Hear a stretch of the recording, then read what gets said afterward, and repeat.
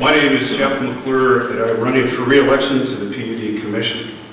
While many people have little knowledge about the PUD, it plays a very important role in supporting some of the highest paying jobs in our community through business and industry in the North County, as well as water for agriculture. The PUD is also very active in ensuring high quality drinking water throughout the rural parts of Whatcom County, as well as making investments in the environment by supporting organizations like the Nooksack Salmon Enhancement Association. I've been a business owner and employer in Whatcom County for over 30 years. I want to continue to use my experience to help the PUD confront the issues and opportunities that lie ahead. For instance, ensuring the best use of resources, supporting jobs in our community, using innovative technologies to protect the quantity and quality of our water, and creating a new dialogue in support of environmental and economic sustainability.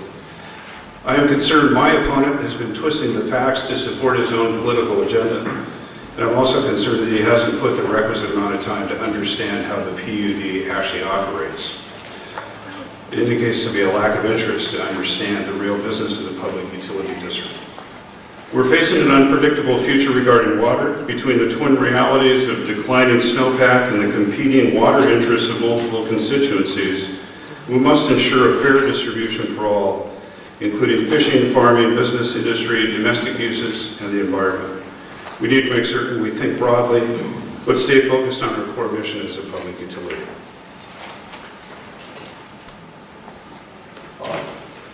I'm Bob Burr. There are not a great many issues in this campaign. The chief issue is who is best able to serve the public interest now and into the future. Another is what the PUD wants to be when it grows up. Right now, it is an IUD, Industrial Utility District, not a PUD. It does very little other than provide water to Cherry Point and electricity to one customer there. It serves industry interest, not the public interest. The county has enormous issues in regards to water rights and potential water shortages. Ecology is no longer issuing water rights, and the PUD holds huge amounts of unexercised and senior rights. Based on his past history, I do not trust the incumbent to make the proper decisions on future water allocation. Unlike him, I never would have shielded for the Gateway Pacific in urging the state to cut back on planned studies of the aquatic reserve off at Cherry Point. And I most certainly would not have been part of an unwise, unnecessary, irresponsible, and unanimous vote to guarantee 2 billion gallons of Nooksack River water per year to Pacific International Terminals for 30 years so it could water down 40 acres of 60-foot high coal piles. It is not in the public interest to aid and abet shipping of coal to China. I want to put the public back in the public utility district. Its unexercised water rights must go to the people and to the farms that feed them. Thank you both for staying well within your time limit. Question 1, Mr. McClure will answer first. The PUD finances its capital programs primarily with general obligation bonds. If the PUD fails to pay debt service on those bonds out of its water and electric revenues, the PUD has the authority to levy property taxes everywhere in the county to pay off the bonds. None of this requires voter approval. There are currently about 36 million in bonds outstanding, with authority to issue another 140 million bonds. Do you think the public should be brought into the PUD's capital financing decisions when property taxes are being pledged as security? If so, how would you plan to do this? So, we do have $36 million out in bonds. One of the ways, the best ways that we've had to secure these is by updating all of our industrial water contracts with Cherry Point Industries. We have recently updated all 6 of those major contracts. That supplies a great deal of portion of our income. By the same token, We have also had to secure those bonds with debt reserve, which is typical of all bond allocations. And we received a AA rating for the way that we operated, our utility, which is a very high rating, and I'm very proud of our staff. We've also had very clean audits for the past 7 years, absolutely no findings, which is really, really a terrific achievement.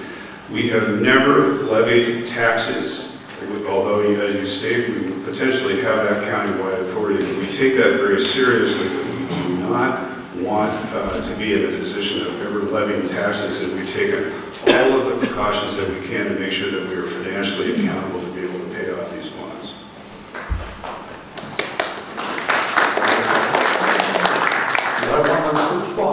Yes, I think that's a theoretical question at the moment rather than a real question.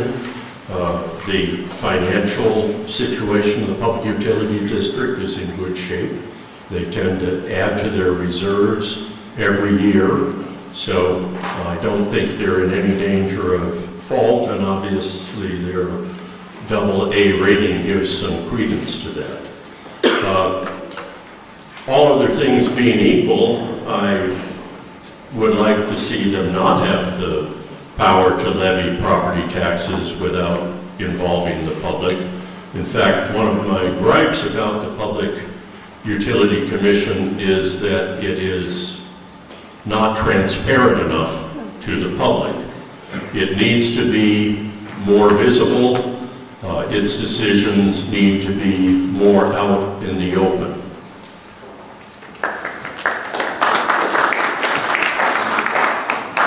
The second question goes to Mr. Burr first. Excuse me, Robert, do I get a 1-minute rebuttal? Yeah, my brain is on the way to you. That's okay, that's okay. I would like to respond in a couple of ways. One of the reserves that my opponent has made reference to is us stockpiling reserves. We are required by the sale of these bonds to retain a certain amount of reserves in case there is some sort of difficulty, if there's an interruption of one of our water contracts. So that's an absolute requirement. I'd also like to respond a little bit to his earlier comment in the opening statement about us willy-nilly approving the contract for Gateway Pacific Terminal and SSA. SSA acquired this when they acquired the property, they acquired the water contract. We did extend that water contract as we did with the 6 other industries there, for all of which are 25 to 31 years. We handled this the same way. The stipulation in that contract is we will provide water if and only if land use approvals are gained for that project, which puts that discussion squarely where it belongs in the land use discussion and the environmental impact process that's now going on through the county.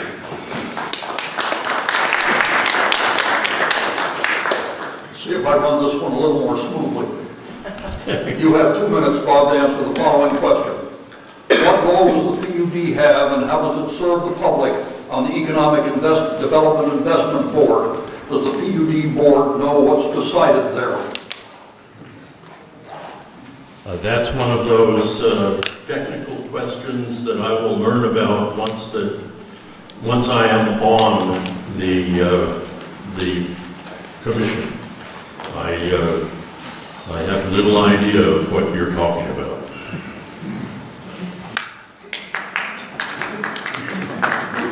Yeah, the Economic Development Investment Board is one that we sit on as a member organization. And it's a terrific program where the state actually rebates a portion of our sales tax back to the county for infrastructure improvements that would assist in creating jobs. I sit on that board as a representative of the PUD and have for the past year, and we've approved such projects. Well, actually, the one that sticks out in mind is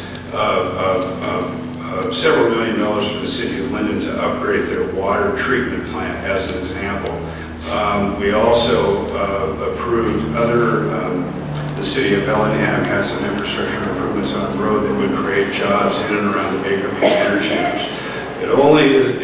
It's only available to what are called rural counties. We're right on the cusp. Hopefully we'll have this funding for the next 3 years, but since it's been in In process, we've gotten about $40 million over the past 10 years for these to make reinvestments in infrastructure to create jobs.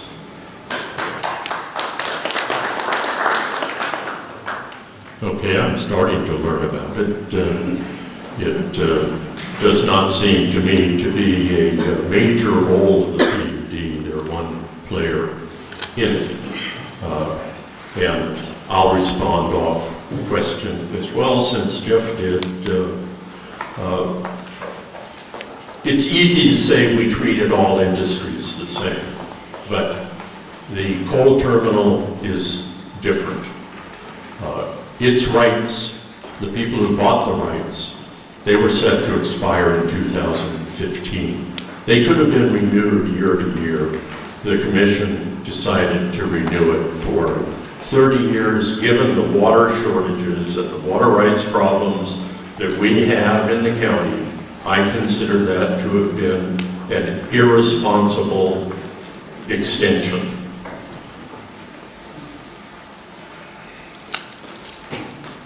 Okay, question 3. This one is kind of argumentative, I'm afraid, but we solicited questions from the general public to a certain extent, and we made an effort to edit them for neutrality. Why has the PUD made no attempt to utilize locally available reclaimed water to supply Cherry Point industry instead of using fresh river water? For example, reclaimed water is available in Blaine Birch Bay and may also be available in Ferndale. How would you approach this issue? In fairness, I think it's Mr. Burr's turn to answer. No, it's your turn to answer first. Is it my turn? Yes. Oh, it is. This is the third question. Okay. Yeah, you're right. I'm sorry about that. Reclaimed water. So, about 10 years ago, the industries at Cherry Point used a total of 18 million gallons per day. Today, those same industries use 14 million gallons of water for their processed water. And in that time, all of those industries, BP Cherry Point Refinery, ConocoPhillips 66, and Intalco have all expanded their operation. So they're creating more jobs and they're doing more business with less water. And I'll tell you how that happened. We went to all of those industries and said, we want to find ways to conserve water by reusing the processed water. And that resulted in Intalco reinvesting in their equipment to be able to reduce their water from 6 million gallons a day to 1.5 million gallons per day, a 75% reduction. So I see this as a real positive development in terms of the way that we use our water and take conservation very seriously. When I give the PUD credit for working with the Cherry Point industries in conserving water. I don't think Jeff answered the question on why it doesn't use reclaimed water that's available. I don't know why it doesn't. I don't know whether the PUD has studied it and decided not to use it, but I think it's something that is definitely worthwhile studying. My opponent says that I take little interest in the PUD, and that's because I've only showed up to one of its meetings. Well, its meetings last for about 30 minutes usually and are held at 8 o'clock in the morning when it's not convenient for working people. The minutes that they take are pretty good of those meetings, but a lot goes on that are not reflected in the meetings themselves. I take issue with that. I think it's flippant to say that our meetings only last 30 minutes. As a matter of fact, our most recent meeting, which Mr. Burr did show up to, lasted for 2 hours, and we had a very informative discussion about climate change study that the Nooksack tribe is taking on. So I think that we operate in a high degree of transparency. We do meet at 8 o'clock in the morning at the beginning of the day. That may not be convenient for all, but it is for many of the customers that we do have, and so there's no reason that we couldn't take a new look at that. But We are constantly, and in our water contracts, are asking our industries for ways to conserve water and reuse their processed water. We do not reclaim water ourselves. Once we serve our customers, it's in their process loop to be able to do that, and we look for ways that we can assist them.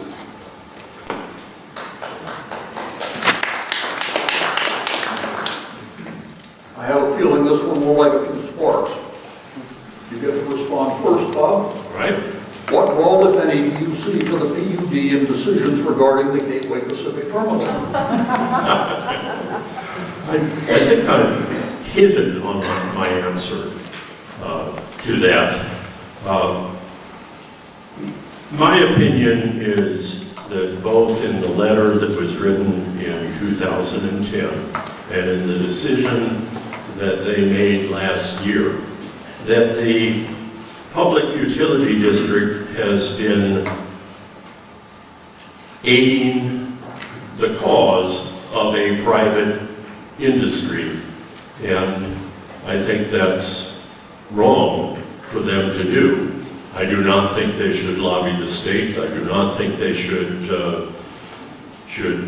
say to the people who are now studying the environmental impact statement that you don't need to worry about water because we've guaranteed 2 billion gallons a year, 5.33 million gallons a day to the terminal.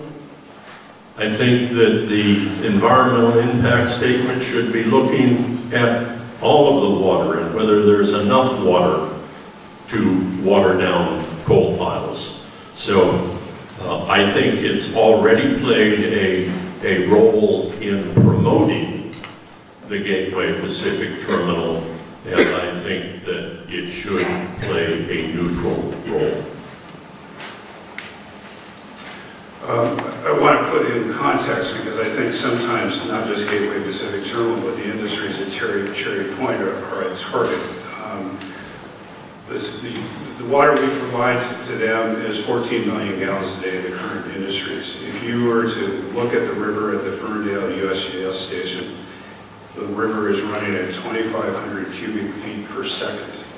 That's the volume going through the river. All of our industries take 23 cubic feet per second, or 1% of the volume of the river. It is a small amount, but by no means an unimportant amount to support jobs within our community. The decision that we made about to extend the contract, and as I said before, is contingent upon land use approvals.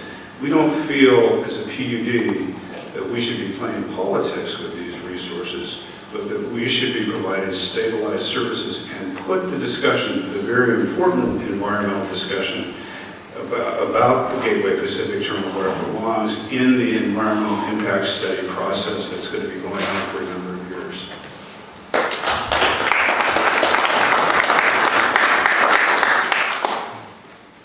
I've said enough on the subject.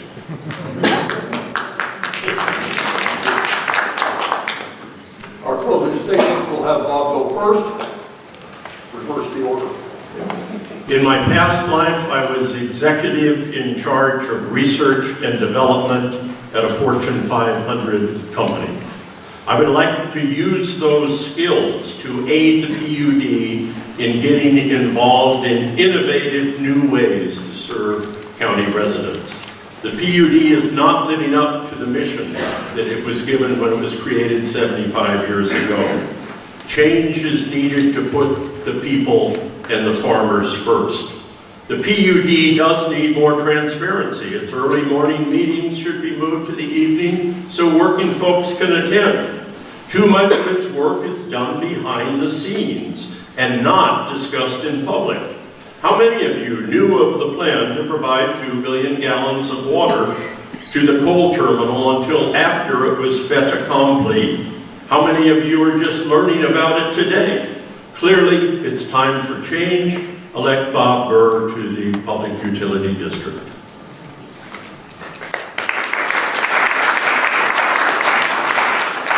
First of all, thank you to the Whatcom Tea Party for hosting this event.